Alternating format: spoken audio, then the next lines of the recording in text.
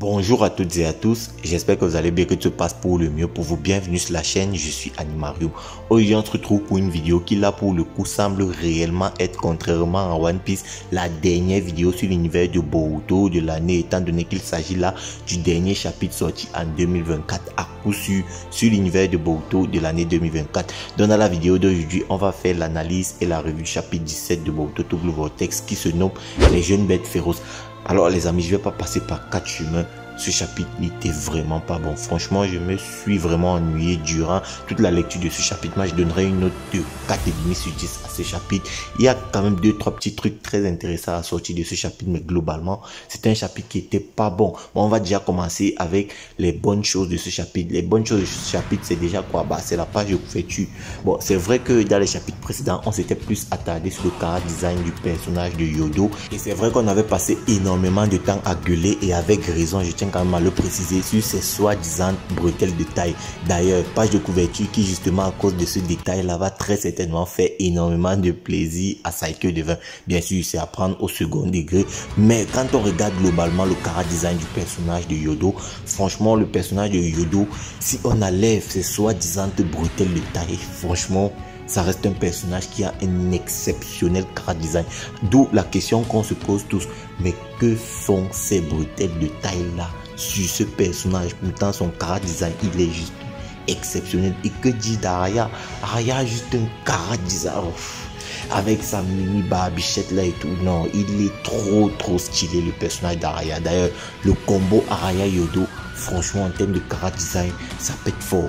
Ils ont un chara design vraiment excellent, exceptionnel, mais il a fallu ces bretelles de taille, ces soi-disant bretelles de taille. Et c'est un peu ça à mon avis la seule chose positive à tirer de ce chapitre, parce que les gars, on va se poser 2 minutes. 42 grosses et énormes pages pour nous faire comprendre que Matsuri est en fait amoureuse de Konohamaru. Franchement, c'est très, mais vraiment très limite. C'est-à-dire, on a attendu un gros mois, 31 jours, pour nous sortir un chapitre de 42 pages pour nous faire comprendre que Matsuri est amoureuse de Konohamaru. Franchement, il n'y avait rien à grailler dans ce chapitre. Franchement, il n'y avait vraiment rien à grailler. Et c'est même pas ça le pire. Parce que c'est justement ça le problème. C'est que c'est même pas ça le pire. Le pire, c'est justement le fait que au premier coup d'œil, Matsuri soit tombée amoureuse de Konohamaru. Pourquoi c'est pire? Eh bien, c'est pire parce que c'est pas la première fois que dans le Boruto Double Vortex, on a un Shinju humain qui rencontre la personne qu'il doit dévorer. Car on a déjà eu ça avec le cas Hidari et Sarada. Vous savez, Hidari qui provient de Sasuke. Sasuke qui est le père de Sarada. Et à aucun moment, Hidari ne s'est comporté comme étant un père pour le personnage de Sarada.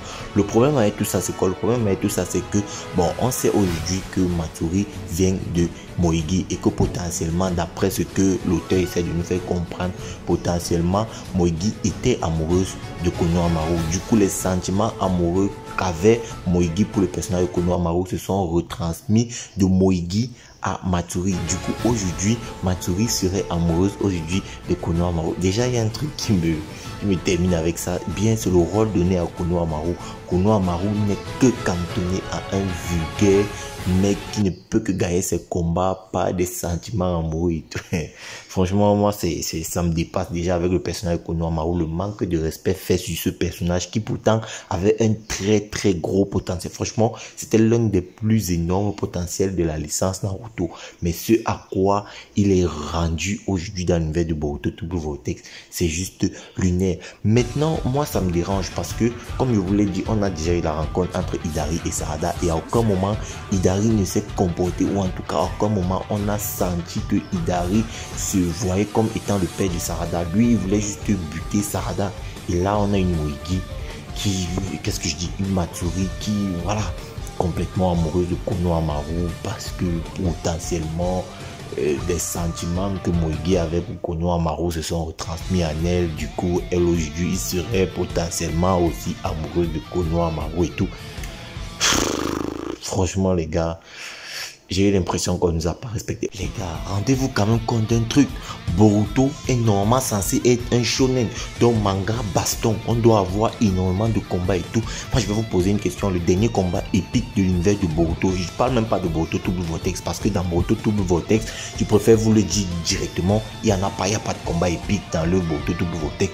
le dernier gros combat de Love Boruto, bah c'était quel combat? Pour moi, c'était le combat Ishiki versus Naruto et Sasuke.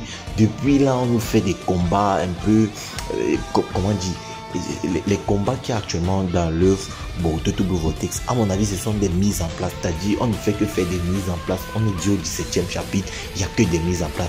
Que ce soit Matsuri versus Gaara et l'équipe de Shinki, ou encore Code et les Jubi versus Sasuke, ce ne sont que des mises en place. On peut aussi parler de Boruto versus Mitsuki, ou encore de Boruto versus Jura et tout. Ce ne sont que des mises en place. Il n'y a pas de combat qui a réellement une tension. Bien sûr, on peut parler de la pseudo-mort de Inojin dans le combat qui a opposé l'équipe 10 à Jura, mais franchement c'est trop pauvre. C'est trop pauvre pour un manga qui se veut être un shonen, et c'est pourquoi moi je commence déjà à me lasser de ça. C'est pourquoi je pousse un coup de gueule par rapport à ce chapitre, parce que franchement il y a vraiment rien à grailler. Et le pire, c'est que à défaut d'avoir des combats épiques, Boruto Double Vortex ne fait que s'axer sur l'amour, sur les sentiments amoureux et tout. Là on a une Sarada qui est complètement perturbée de sa conversation avec Sumire par rapport au fait que Sumire est amoureuse de Boruto, et en plus de ça on ajoute le fait que Matsuri serait amoureuse de Konoha. Sincèrement les gars, franchement à un moment, respectez-nous les auteurs,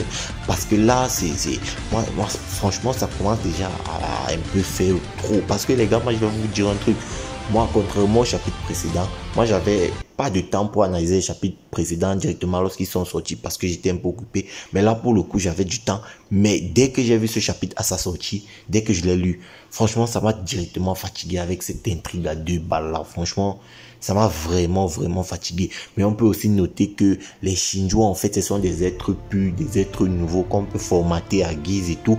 Ça c'est quand même un point très intéressant à noter, parce que ça pourrait jouer. Et maintenant, comme Shikamaru a donné le plan selon lequel il faut les amadouer, il faut gagner leur confiance pour après mieux les trahir après.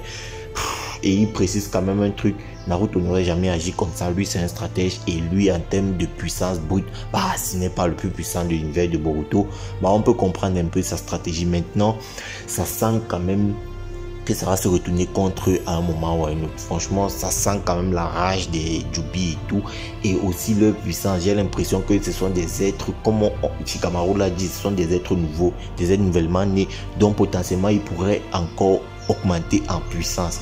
Et peut-être que la rage sera un catalyseur pour l'augmentation de leur puissance, sûrement même, parce que voilà, ils seront de plus en plus dangereux plus on va avancer dans l'œuvre Boruto Double Vortex. Maintenant qu'on a fini avec l'analyse de ce chapitre, j'aimerais parler d'un truc sur les rapports de force dans l'univers de Boruto, et même de Boruto Double Vortex surtout. Alors, j'ai sorti très récemment une vidéo, je pense qu'elle est encore sur la chaîne, je pense qu'elle ne fait pas partie des vidéos que j'ai supprimées. J'ai donc sorti une vidéo parlant des rapports de force, et notamment en ce qui concerne la puissance de Boruto, là où je disais que Boruto jusqu'à présent, malgré sa puissance dans l'œuvre Boruto Double Vortex, n'est pas aussi puissant, ou en tout cas est maximum aussi puissant que Minato. Alors il y en a un ou deux commentaires à qui ça n'a pas forcément plu, et on peut aussi le voir au degré de like qu'il y a sur la vidéo. Il n'y a pas eu beaucoup de likes, du coup ça signifie potentiellement que beaucoup n'ont pas apprécié. Du coup, en cette fin de chapitre, je vais tenter de vous convaincre que Boruto, malgré son énorme gain de puissance dans Double Vortex, n'est pas nécessairement plus puissant que les ninjas ultra puissants de l'univers de Naruto Shippuden tels que Minato, Hashirama, Tobirama, Madara ou encore Naruto et Sasuke fin d'œuvre, pour ne citer que cela. Alors on sait que dans l'univers de Boruto Double Vortex, les Shinju humains proviennent de la division du chakra de Jubi. Donc en gros, Jubi a dû diviser son chakra pour donner naissance aux Shinju humains. Et originellement, on sait que les Shinju humains sont au nombre de 4. Jura, Hidari, Matsuri et Mamushi, et sans compter les mini-clones de Jubi qui ont été créés par Code suite à la mauvaise manipulation de Code sur Jubi. Ça signifie qu'il y a un pourcentage de chakra, il y a une partie du chakra de Jubi qui a d'abord été utilisée pour créer ces mini-clones là. Et donc si on part du principe que Jura à lui seul, qui est normalement censé être le plus puissant aujourd'hui à l'heure actuelle des Jubi, des Shinju humains, a pris à lui seul 50% du chakra de Jubi, et que Hidari, Matsuri et Mamushi se sont partagés environ 40%, et les 10% restants ont été utilisés pour créer les mini-clones de Jubi. Bah pour moi, je pense que ce serait la division logique du chakra de Jubi. Maintenant les gars, 50% du chakra de Jubi que représente aujourd'hui normalement Jura, c'est quoi? bah c'est Kyuubi. Et combien de ninjas dans l'univers de Naruto Shippuden ont été présentés comme étant beaucoup plus puissants que Kyuubi? Bah on a déjà Hashirama qui à lui seul s'est fait à la fois Kyuubi qui est déjà inférieur à Madara et Madara. On a donc Madara qui s'est fait Kyuubi, on a Minato qui s'est fait Kyuubi et Obito, on a Tobirama qui peut se faire Kyuubi. Et là on parle de Kyuubi qui vaut environ 50% du chakra de Jubi, qui normalement représente Jura qui lui aussi vaut environ 50% du chakra de Jubi. De plus, on sait qu'aujourd'hui dans l'univers de Boruto To Blue Vortex, il est absolument hors de question que Boruto rencontre Jura, sinon Boruto va certainement mourir. D'ailleurs, ça nous a été rappelé encore une fois dans ce chapitre par le personnage de Kashin Koji. Alors, si on comprend bien ce que ça veut dire que 50% du chakra de Jubi qui est égal à Kyuubi, qui est aussi égal a priori de Jura, est normalement plus puissant et ce de très loin au personnage de Boruto. Je ne sais pas si on s'en rend compte, avec tous les personnages beaucoup plus puissants que Kyuubi que je vous ai cité un peu plus tôt, ça sous-entend clairement que Boruto actuellement n'est pas plus puissant que les personnages de Naruto Shippuden que je vous ai cité un peu plus tôt, étant donné que ces personnages là sont plus puissants que Kyuubi. C'est pourquoi je vous disais que les rapports de force dans l'univers de Boruto To Blue Vortex ont été biaisés, parce que dans l'univers de Boruto To Blue Vortex, on a vachement régressé Naruto et Sasuke, on les a bien nerfés pour faire évoluer la nouvelle génération. Parce que le Hiraishin de Boruto, franchement, on va pas se mentir, ça laisse un peu à désirer.